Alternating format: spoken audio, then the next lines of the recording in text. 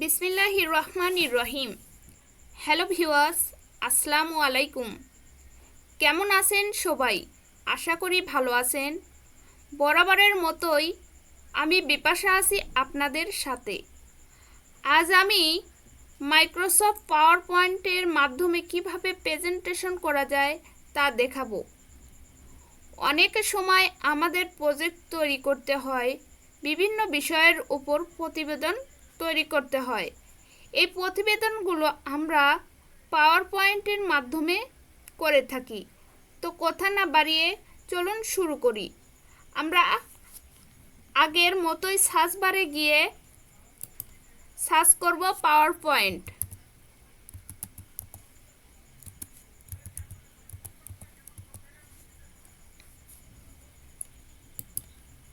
Open করব, এখান থেকে ব্ল্যাঙ্ক প্রেজেন্টেশনে ক্লিক করব। এরপর আমরা সম্পূর্ণ নতুন একটি প্রেজেন্টেশন দেখতে পাচ্ছি। প্রথমে আমরা লেআউটে ক্লিক করব। এখান থেকে আমরা টাইটেল স্লাইডে ক্লিক করব। আপনারা আপনাদের পছন্দ মতো স্লাইড নিতে পারেন। তো আমি প্রথমে টাইটেল স্লাইডে ক্লিক করলাম।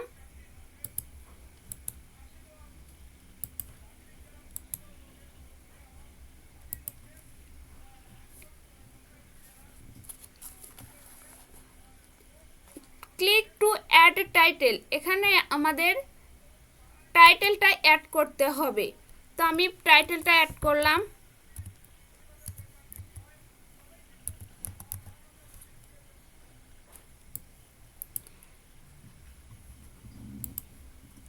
নিচে সাবটাইটেল অ্যাড করতে হবে।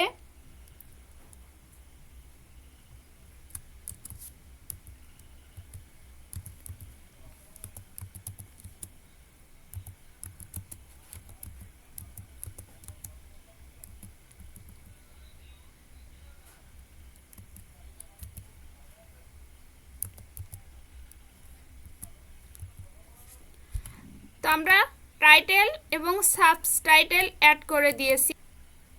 টাইটেলের ফন্টটা আমরা চেঞ্জ করে দিব। আমরা এই জায়গা থেকে টাইটেলের ফন্টটা চেঞ্জ করতে পারবো।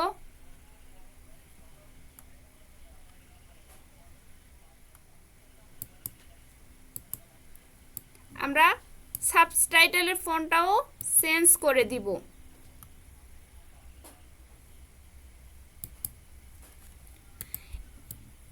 এরপর আমরা ফন্টটাকে কালার দিব। এর জন্য আমরা এই জায়গা থেকে ফন্ট কালার থেকে ফন্ট কালারটা দিয়ে দিব।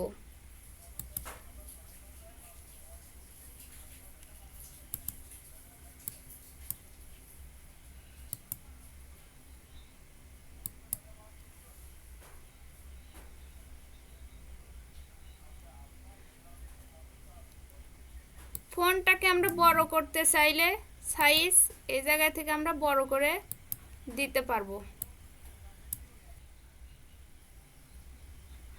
আমরা এই বক্সটাকে সরিয়ে উপরে নিয়ে যেতে চাইলে বক্সটা সিলেক্ট করার পরে আমরা এই লাইনের উপরে ক্লিক করে প্লাস চিহ্ন আসলে আমরা সরিয়ে নিয়ে যাব।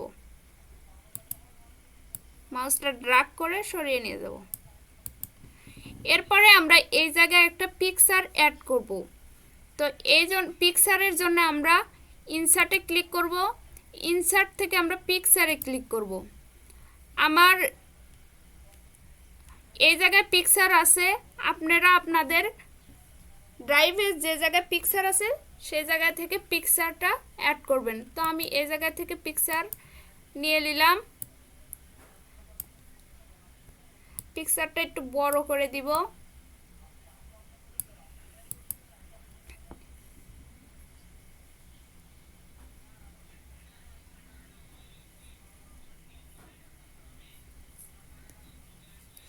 এরপর আমরা ডিজাইন মেনুতে গিয়ে পছন্দ মতো ডিজাইন নিব। এই ডিজাইনটা আমরা ফন্ট পিকচার নেওয়ার আগেও নিতে পারবো, আবার পরে নিলেও কোনো সমস্যা নাই। তো আমরা এই জায়গা থেকে একটা ডিজাইন নিলাম।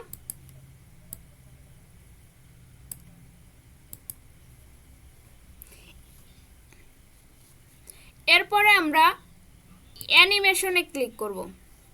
অ্যানিমেশন থেকে আমরা অ্যানিমেশন নিব। তো আমরা প্রথমে আছে কম্পিউটার, এই কম্পিউটারটাকে টাইটেলটাকে আমরা একটা অ্যানিমেশন দিব এই ফোনটাকে। এর জন্য আমরা অ্যাড অ্যানিমেশনে ক্লিক করব। এখান থেকে আমরা মোর অনেকগুলো অ্যানিমেশন আছে, আমরা এই জায়গা থেকে মোর অ্যানিমেশনে ক্লিক করব। এখান থেকে আমরা এই বক্স থেকে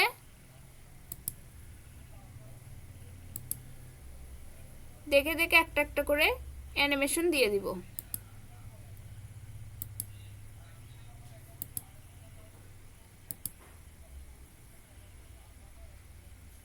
ওকে করে দিব। এই টেক্সটটাকে আমরা আবার অ্যানিমেশন দিব। তো অ্যাড অ্যানিমেশনে ক্লিক করার পর আবার মোর অ্যানিমেশনে ক্লিক করব। ক্লিক করার পরে আমরা এই জায়গা থেকে আবার পছন্দ মতো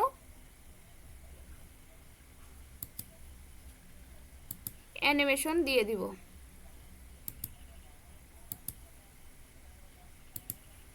তারপরে ওকে করে দিব। এরপরে আমরা পিকচারটাকে অ্যানিমেশন দেব। এজন্য পিকচারটাকে সিলেক্ট করে আমরা অ্যাড অ্যানিমেশনে ক্লিক করব। অ্যাড অ্যানিমেশনে ক্লিক করার পরে আমরা এই জায়গা থেকে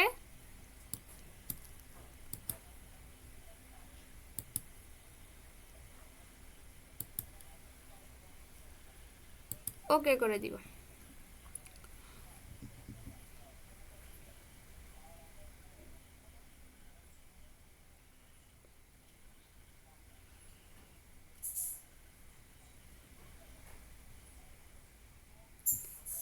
ট্রানজ্যাকশন থেকে আমরা সাউন্ড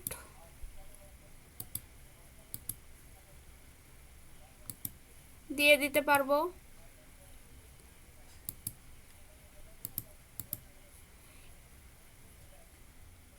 এই জায়গা থেকে আমরা ট্রানজ্যাকশন অ্যাড করতে পারবো।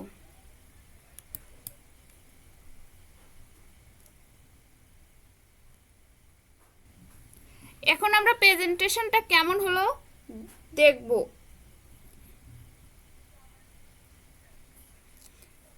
তো আমরা প্রিভিউয়ে ক্লিক করলাম।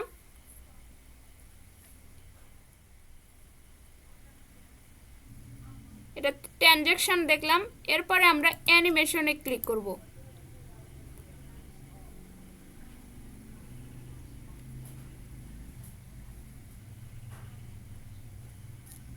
তো আমরা অ্যানিমেশন প্ল্যানে ক্লিক করব।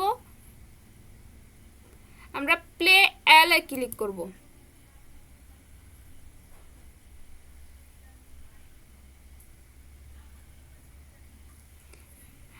আমি কিন্তু মাউসের সাহায্যে প্লে করিনি। এখন আমরা যদি মাউসের সাহায্যে প্লে করে দেখতে চাই তাহলে আমরা স্লাইড শো ক্লিক করব। এই জায়গা থেকে আমরা ফ্রম বিগিনে ক্লিক করব। এরপর আমরা মাউসের চাকাটাকে ঘোরাবো, তাহলে আস্তে আস্তে আমাদের অ্যানিমেশনগুলো শো করবে।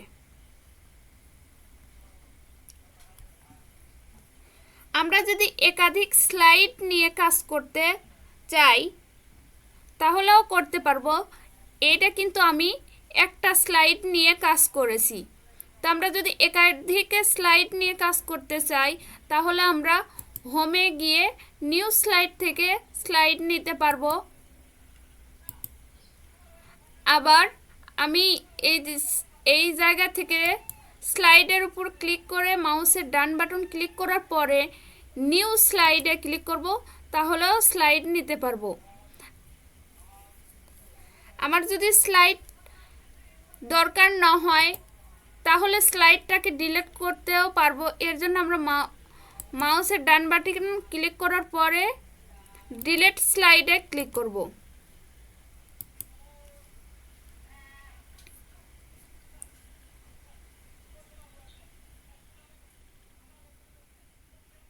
ভিউয়ার্স, আশা করি সবাই বুঝতে পেরেছেন। আপনারা সবাই বাসায় প্র্যাকটিস করবেন। খুব সহজভাবে আপনাদের বোঝানোর চেষ্টা করেছি। আশা করি আপনারা উপকৃত হবেন। আমার এই টিউটোরিয়াল যদি আপনাদের ভালো লেগে থাকে তাহলে অবশ্যই লাইক, কমেন্ট, শেয়ার করবেন এবং সাবস্ক্রাইব করতে ভুলবেন না। পরবর্তী টিউটোরিয়াল দেখার আমন্ত্রণ জানিয়ে এখানেই শেষ করছি। আল্লাহ হাফেজ।